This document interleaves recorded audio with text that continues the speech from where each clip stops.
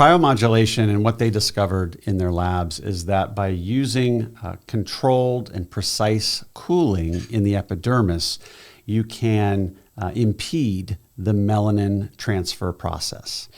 And by doing so, you're somewhat inactivating a hyper response or a hyperpigmentation response in the skin. So where you might have age spots, dark spots, sunspots, whatever you call it, pigmented lesions, you can, with our technology, with cryomodulation, you can downregulate the skin in that area and the melanin production process in that area in order to bring about normal skin tone, that as the skin exfoliates after treatment, and cooling actually has somewhat of a exfoliating effect as well, and that accelerates the turnover in the skin, and in behind that hyperpigmented skin is normal skin tone.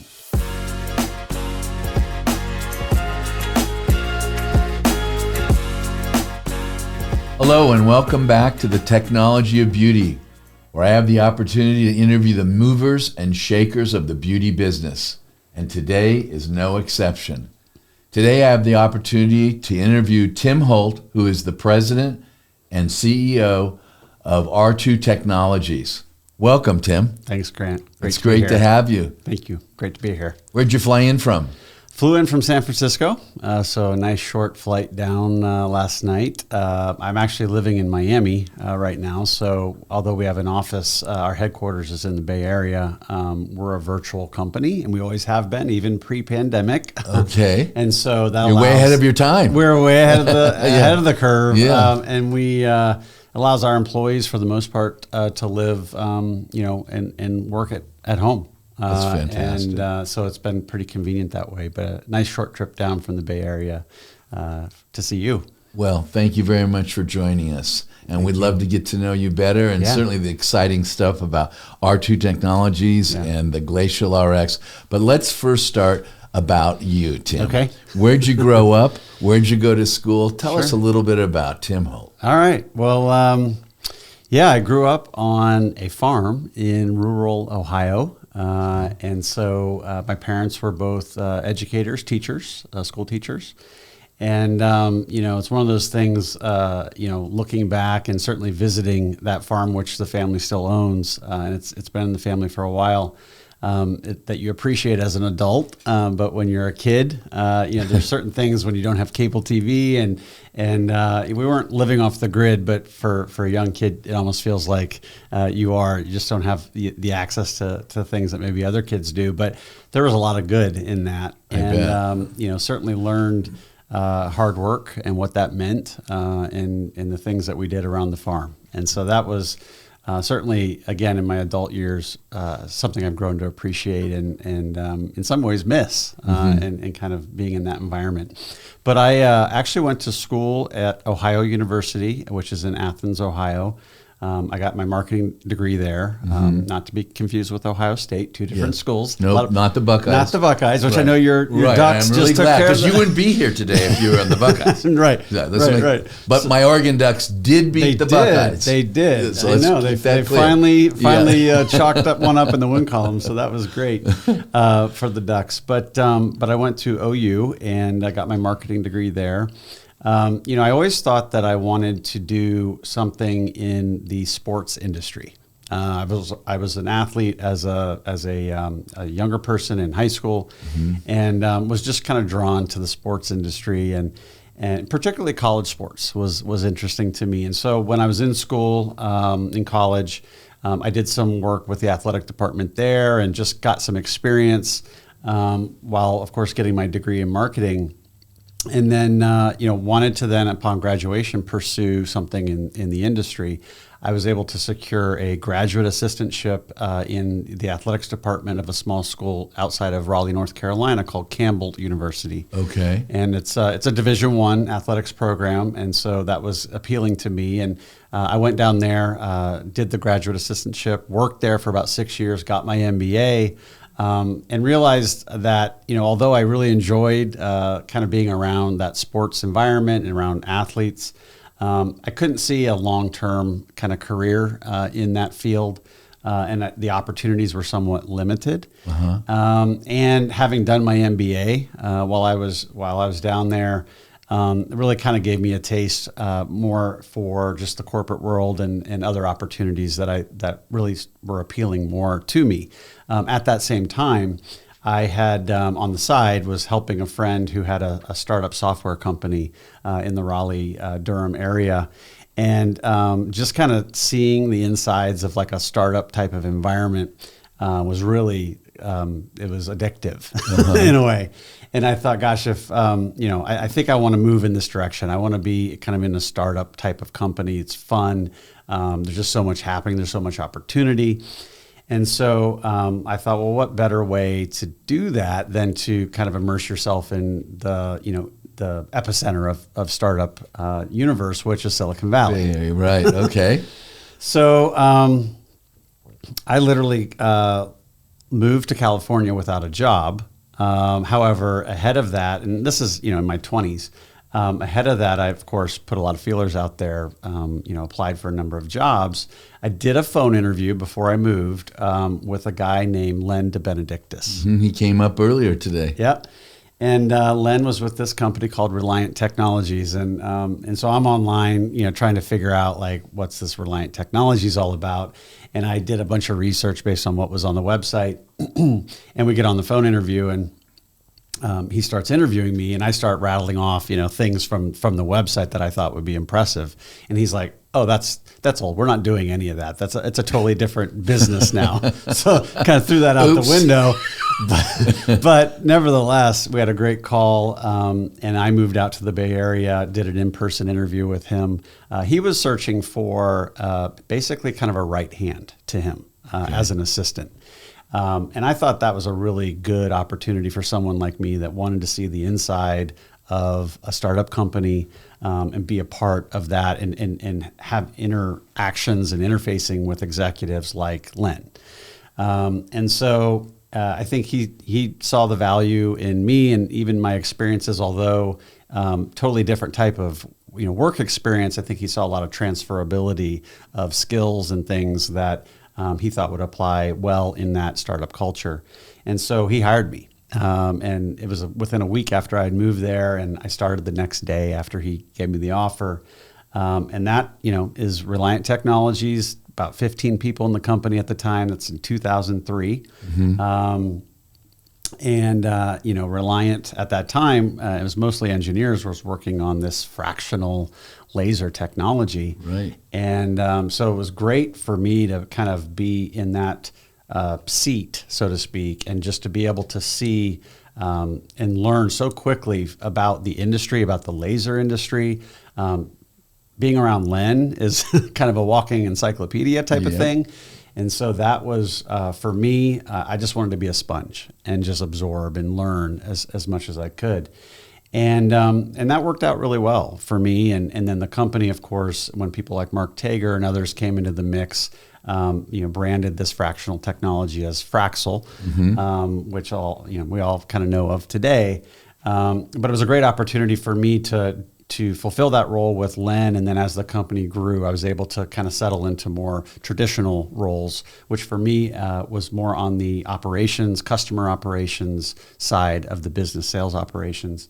And so that's where I kind of grew up, was at Reliant. And of course, we enjoyed a lot of success there for multiple years. I actually then was promoted a few times, again, really excelled and did well in that environment. And then I got a call from a recruiter around 2007, 2008. And this recruiter was very, kind of coy and stealthy and was saying, "Hey, there's this company across the bridge in the East Bay that's doing something really cool in aesthetics. And they're looking, for someone that has your skill set." And I said, "Well, you gotta tell me a little bit more about what this is." And I said, "Can you tell me what they're addressing? What are they trying to do?" And she's like, "Well, it's non-invasive fat reduction." And I said, "Okay, I'm in. Sign me up," and at least with an interview. So I concluded my time at Fraxel and with Reliant, which they had been they were on a roadshow and had filed an S1 to go public, and then the economy did what it did around that time, and they ended up pulling back on that, and so it was and then that ended up translating in about 6 to 9 months after that into the merger of Thermage and Reliant into Solta. Yeah, out of that came Solta. Came Solta. But I ended up, jumping at that so point. You didn't work for Solta? Or with I never Solta. worked for Solta. You I moved worked before right the up. Solta merger. Exactly. And you moved towards Zeltiq. Okay. Yeah. So did the interview over there. And they hired me on, about 30 employees in the company, most of them engineers at that time. They had just started to build the commercial team. Dave Heggie and I were hired on the same exact day. We started on April 1st of 2008. I'm pretty sure there was a cute little blonde that worked there already. There was. There absolutely was. And to that point, I finished the quarter at Reliant on March 31st of 2008 and started the next day, April 1st, 2008, at Zeltiq, hopped on a plane, went to Aslam's in Orlando. And that's where Aaron and also Dave were. And we manned the booth at Aslam's, and it was a very modest booth, tabletop, that's a testament to, people should pay attention to the exhibitors that are on the periphery of the exhibit floor, because you never know what might be out there, and that's where, absolutely, that's where Zeltiq was at the time. And this was 8 or 9? This is 08. 08. Yeah, 08.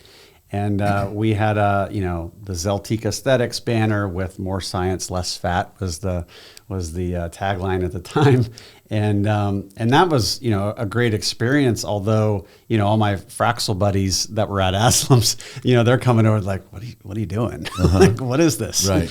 And a lot of people were saying that. Anyone that stopped by, physicians of course, and we were kind of in a stealth mode still as well. So we weren't saying a lot. And so people were kind of like, well, we don't really understand what this company might be up to.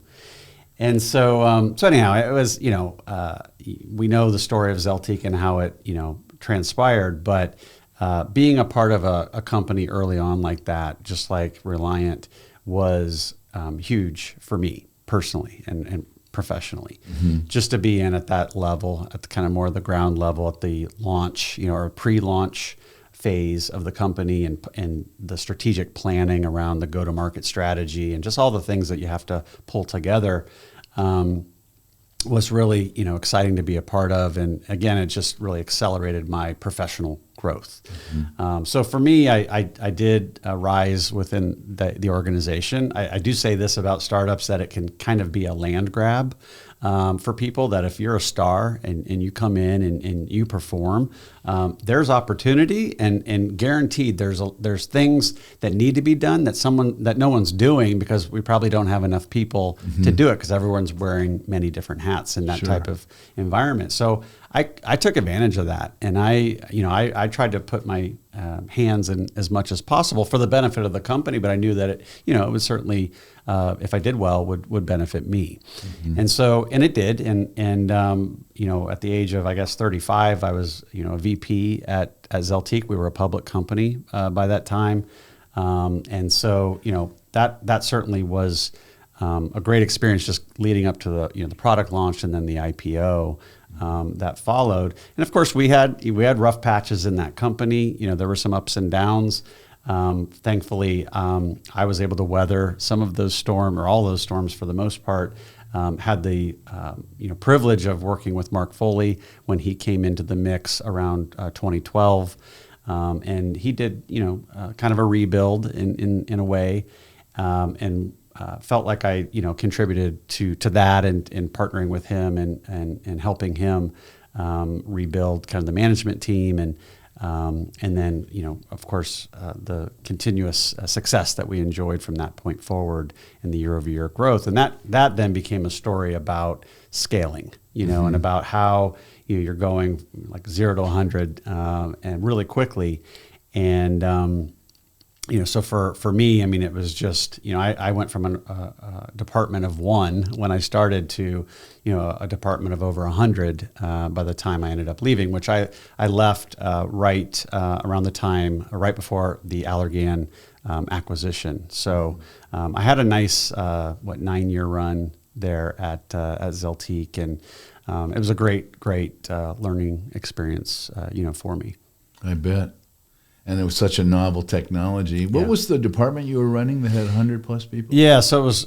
We called it commercial operations. So it had a lot of different aspects of the business that were housed within that department. So we had it's kind of an inside sales telemarketing group where we would do outbound calling, cold calling to prospective physicians, trying to set up appointments for our capital sales reps to go in and carry the ball forward. Mm-hmm. That was one component. All of the customer support, customer operations related functions, service, so anything from a hardware repair perspective was part of my department. We had a pretty successful co-op marketing program and a Crystal Rewards program, which I helped develop back in 2012. So the management of that program was part of my team and function. We also had something that I think was incredibly valuable, and I go back to what I was saying about land grab or just taking advantage of opportunities. There was something missing in the company where I felt like we weren't analyzing trends in the business, and we had the ability to pull data from our systems just to see how they're being used. Right. So I kind of took ownership of that and started to publish a quarterly analytics or metrics deck around all these different ways that you could slice and dice the data to better understand practice behaviors, consumer behaviors, how our programs and the different tools that we had employed, how they were working or how they were not working, how people were working or were not. So that thing ended up kind of morphing into kind of a business intelligence or analytics function that was part of my department as well. And we ended up publishing, every quarter about 100-page deck of just analytics that the executive team really relied on and enjoyed and made strategic decisions based on that type of information. So and out of that came Cool Connect, right? Cool Connect, yeah. Cool Connect was we still have Cool Connect. Still have it, yeah. And so it's I think that that is certainly a very valuable for everybody. Everybody benefits from understanding, what's happening. We always use that data to better partner with our accounts and our customers to hopefully, provide them with some intel and guidance as far as how to enhance or improve or seize opportunities that they might not be doing or seizing right now. So there's a lot that can be gained from that information. I believe too. I mean, as far as the Allergan acquisition, as a public company, you have to understand your business. You have to be able to predict what's going to happen, going forward. And I think that's hard for younger, immature companies. And even though, Zeltiq had a lot of success, it was still, relatively young company. Mm-hmm. And so, that data is rich. And I think what it does is it showed that we had a really good handle on the levers that you could pull and what really moved the needle. Mm-hmm. And I think that, for anyone, whether it's, an investor, looking at us as a public company or as an acquisition, I think that gives an acquirer a lot of confidence when you can demonstrate that you really understand how this works and how, if you had, more resources, how you could then kind of supercharge the effort. Yep, the metrics really matter, being able to measure and then to predict in the future. Absolutely, it leads to such value. Yep. So Allergan takes out Zeltiq. You decide not to go that direction, and where'd you go after that? Well, I said I was going to take a break Yeah. I mean, the Zeltiq run was amazing. It was a lot of work, and it was really, success does come with a price, right? Sometimes. And so I was going to kind of chill out for a little bit, and so to speak, chill out. Yeah, I know. We'll have a few of those cold, references. You left cold, and then you went to chill out. I did, yeah. And then where'd you go? And I couldn't get away from the cold for too long. I ended up coming into R2 Technologies as a consultant, and that was in around mid 2017. Okay. And I kind of approached it as, I'm not available full time. I'm just going to kind of help out. And as the company was doing a lot of R&D and starting to think about commercialization, there was an opportunity for me to to help. But I realized that I'm a really bad consultant, and that I can't really put one foot in and keep the other foot out. I'm kind of an all-in type of person, and go big or go home or whatever. So I found myself really kind of like getting pretty entrenched and immersed into the company and the opportunity. So long story short, I ended up coming on full time, and worked to develop the commercial go-to-market strategy and launch plans. And so that, kind of coincided with the company's continued development of the product, which we now know as Glacial Rx. And so that was certainly around 2017 into 18. And then in 2019, we secured our Series B financing. And I was also elevated into this president and CEO role.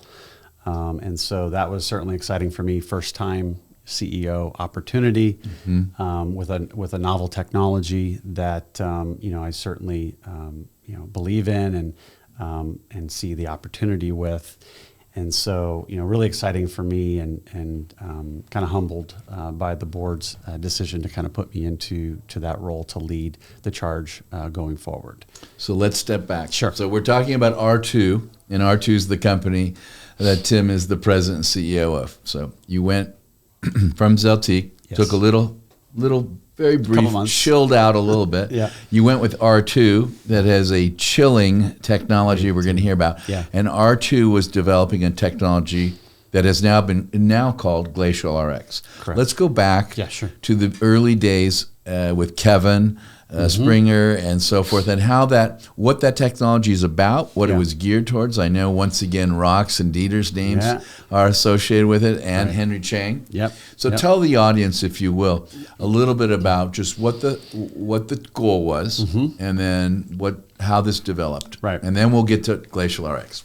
So Kevin actually was a Zeltiq alum as well. I work with him on so many FDA studies on all the applicators. Yep, great guy, Kevin Springer. And so he and others came to R2. So there's a good contingent of Zeltiq or cool sculpting folks at R2.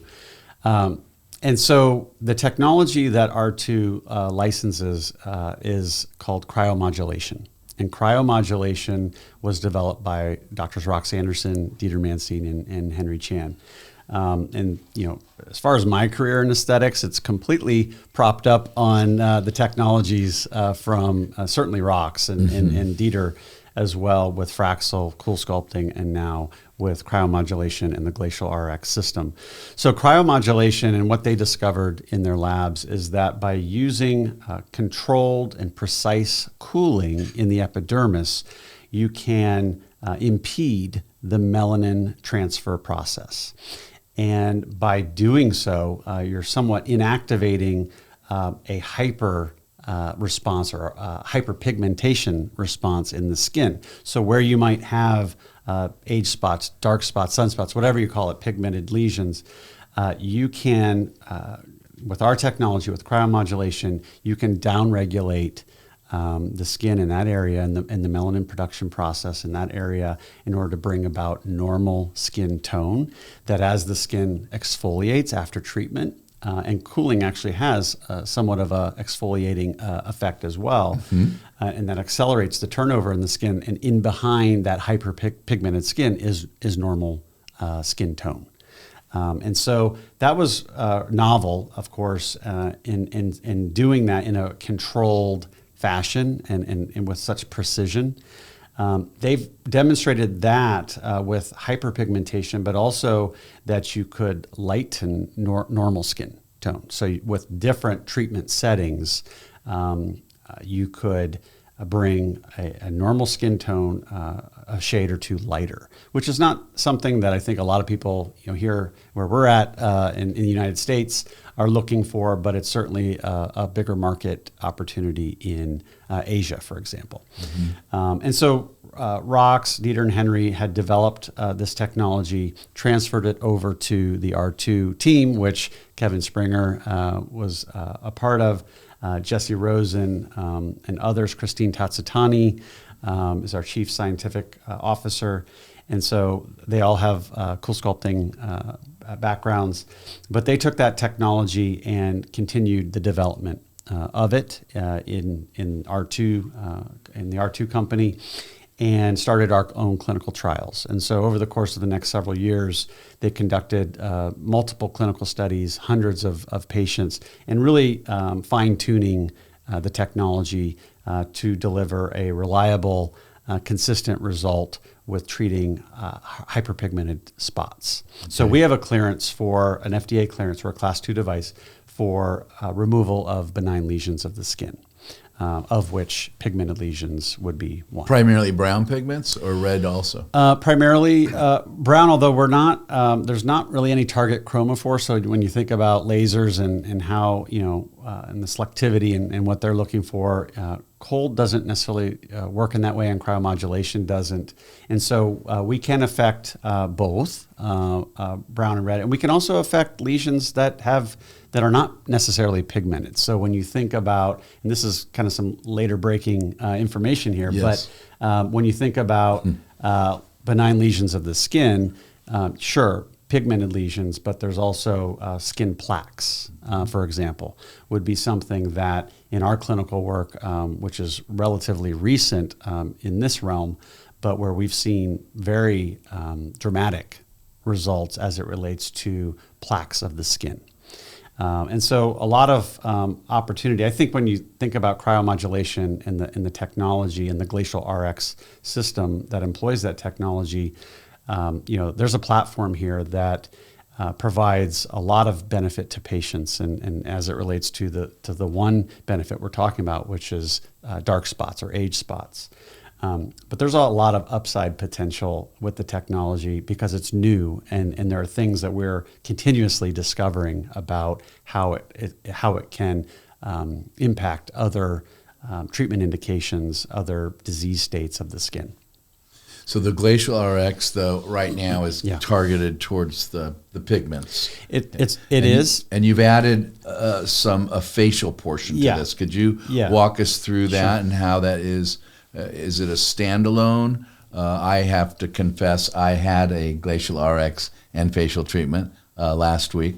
That's why I have these little discolorations, because they're going to help me get rid of the ones I showed up with. So I enjoyed treatment with the Glacial Rx. And then thereafter, after they've treated 5 of my pigmented lesions, they then gave me a facial. And it was cold, and there were different stages of to it. So could you walk us through what that's all about? Sure. So what the first part of the treatment, what we've been focusing on is called focused cryomodulation, where we're addressing these discrete spots. Okay. So a typical patient comes in and cleanse the face and then spot treat where those discrete lesions exist. And then a typical patient would follow that up with what we call global cryomodulation, which is a different mode that we can put the system into. It's cryomodulation, but it's different settings. And when we think about cryomodulation, it's not just about temperature. There's a lot of other variables that kind of go into the secret sauce and what we're able to deliver. But global cryomodulation kind of operates in a different spectrum, but still it's a cooling procedure. And so with the global cryomodulation, what we're primarily addressing is, and we have an FDA clearance for this, is a reduction in inflammation. And so coupled with some optional topicals that you can use in the global cryomodulation treatment, it's about a 5-step process, as well as a dermabrasion tip that we can use in the treatment as well. And we have just a recent clearance for general dermabrasion that we received from the FDA. But with this 5-step process, you can bring about you refer to it as a facial, which it has that experiential component that's really soothing. Some describe it as refreshing or relaxing, but there's real benefits as it relates to reduction in redness, puffiness or edema. Because we're employing an aspect of exfoliation and dermabrasion, you're getting some, skin tone or additional skin tone evening, brightening effect that is occurring with the treatment. The optional topicals that we use with the treatment are, include ceramides, niacinamides, vitamin C. So there's some nice, brightening effects that occur from the use of these topicals in conjunction with the treatment. And it's kind of interesting. I have pretty sensitive skin. So anytime I get anything done, it's just, whoever's delivering it always comments about, wow, you really react. And I had a Glacial Rx treatment, the global cryomodulation piece, just last Thursday. And the operator, the provider, she commented as she was doing more of the exfoliation piece. She's like, wow, you're kind of hyper responsive, aren't you? I was like, yeah, I am. But she came in right behind that with a hand piece on that, third step, and just the cooling. She's like, it's pretty amazing for someone like you to see the immediate reduction in that just inflammatory response that she was seeing right away. And it's, there's a durability to that effect as well. I mean, we follow patients like in the clinical studies, 2 days out, 7 days out, and then, 1 month, 3 month. But certainly at the near-term time points, 2 days, 7 days, you see a continuous effect of the reduction of redness and just overall general skin tone improvement. And that can carry out, further. But it's certainly an experience that we think is enjoyable, that patients, even in the clinical studies, just wanted to come back and get treated again because it felt good and it was relaxing and rejuvenating in a sense. Mm-hmm. So that's kind of the global cryomodulation component of the treatment. So it's kind of multimodal in a sense as far as what we can deliver through Glacial Rx today. And that would be the part that I called the facial? It would be that. Yeah. Okay. Yeah, exactly. If one were going to embrace it as sort of a facial recurring treatment, how often would you recommend one receive it? Yeah, I think we've talked about that a lot and what the patient journey might look like with Glacial Rx and specifically the global cryomodulation. I think any 1 to 2 months, and kind of on a recurring basis, is something that the patient would certainly benefit from, would maintain that the benefit and the improvements in their skin tone and texture that they had realized. I find myself doing that, going back about maybe every 2 months or so.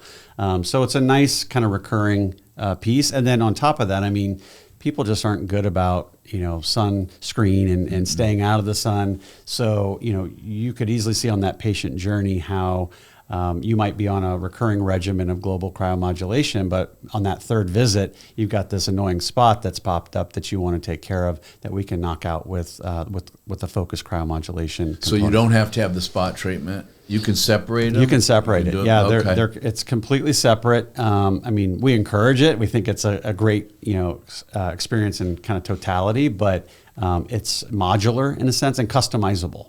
For patients based on their needs. I mean, there are people who present that, they just don't even have that many spots to address. And so, but they want the effects and the benefits of the global cryomodulation. Yeah, that makes sense.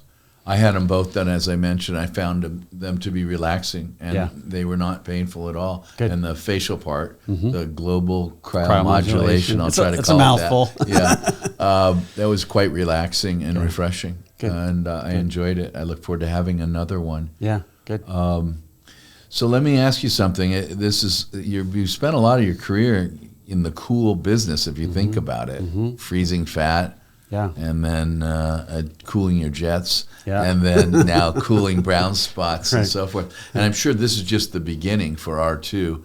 Speaking of R2, what's the story behind the company R2? Who owns R2? And you're the president. Do you own R2? I don't. I'm always open to owning more of R2. I bet you are. But I'm not a majority owner whatsoever. But our majority stakeholder is Pansend Life Sciences, and they are a part of a publicly traded holding company called Innovate, and they trade as VATE. VATE on the exchange. And so they have been a great partner for us. David Present and Shreen Plumacre, they're of course co-chairs of our board, and are again great partners to the company. They did our Series A investment back in the day when the company was formed. And then they came in again, kind of doubled down in a sense on our Series C that we just did this past July. So they're majority stakeholders of the company, kind of fully support what we're doing. I think they're genuinely excited, as well as Innovate team about the prospects of R2, our Glacial Rx technology that we've launched in the market just recently, and then other things that we have in the pipeline that TBD, but there's a lot of but really some great things that we're working on that I think that we're going to realize benefit from, and providers and patients of course as well.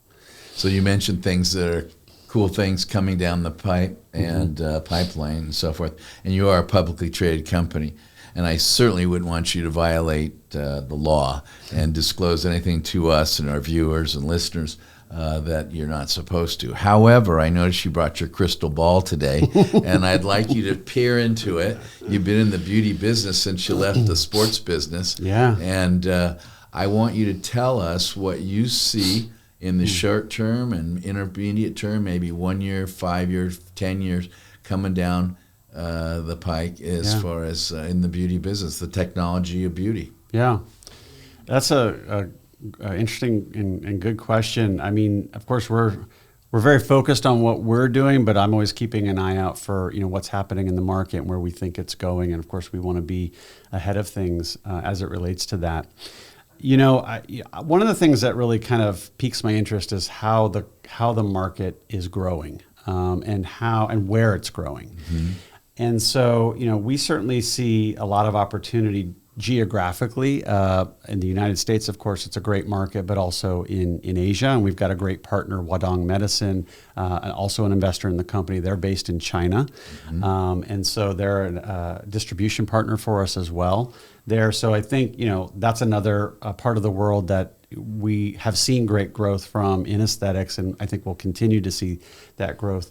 But beyond kind of the geographical part of it, I think there's a piece when we look at how the market is growing from more of a demographics, especially here in the U.S., and where that's coming from. And I think that from the things I've seen and what you see just through the pandemic and what's kind of how things have evolved, the younger generation is certainly where the growth would come from long term, but even in the short term, I think there's a lot of younger people. People are getting into aesthetics and looking for aesthetic treatments sooner or earlier in life than I think they were before.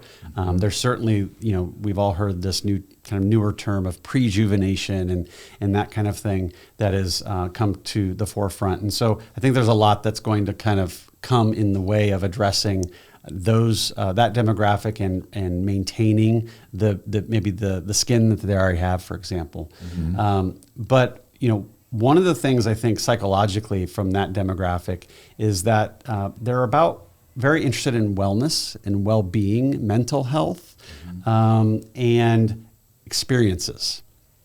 And so I think with our technology, there's a great opportunity as we tap into that segment, because we are delivering not only benefits from the treatment, but also benefits in the way of rejuvenation, refreshing kind of experience that you can get from a treatment. And those don't always go hand in hand. I mean, there's this thing in the industry that's been out there, especially with non-invasive technologies, kind of this no pain, no gain idea that if it didn't hurt, you probably aren't going to get a result. And, I think we're turning that on its head. You can get a result without pain or without any kind of pain mitigation. So I think that speaks to a segment of the market that is growing and is going to be a key part of the growth overall in the market. One other area of growth, maybe more long-term, is or opportunity is around how we deliver treatments and how you as a provider deliver treatments. We are working on a autonomous, robotically controlled cooling spray system. And so we're able to deliver cryomodulation through a cryogen spray, but it's controlled by a robot, and that robot can assess the patient and the contours of the skin and develop a map to then go back and treat according to that map. So I think, in our world generally, we do see more and more robotics coming into play. And I do think, as it relates to aesthetics, there's certain technologies that are optimized for already for and lend themselves to a robotically controlled system or delivery system. So I think that could be something that, or will be something, and we're betting on it because we're doing it. We have a working prototype today, but I think that's something that I think will come on the horizon more generally. I think there's some technologies already out there that are doing that I've seen. And so I think, when we're talking about a crystal ball, I think there are really innovative things like that that are a little bit out of scope from how we look at the world or how we look at the practice today and how it functions. Interesting. Well, I look forward to the day where the robotics are coming in and doing my facelifts. Yeah.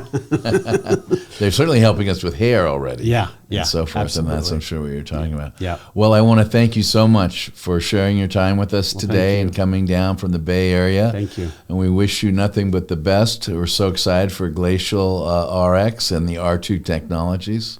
And again, thank you for joining us. Thank you so much. I appreciate the opportunity. It's always the always pleasure good to is see you. ours. All right. And I want to thank all of you for joining us once again on the Technology of Beauty, where we get to interview the movers and shakers of the beauty business. And as you heard today, is no exception. You can also watch us on YouTube, not just listening to us, but you can also watch us every Tuesday on the Technology of Beauty. You can find us on the technologyofbeauty.com. Take care.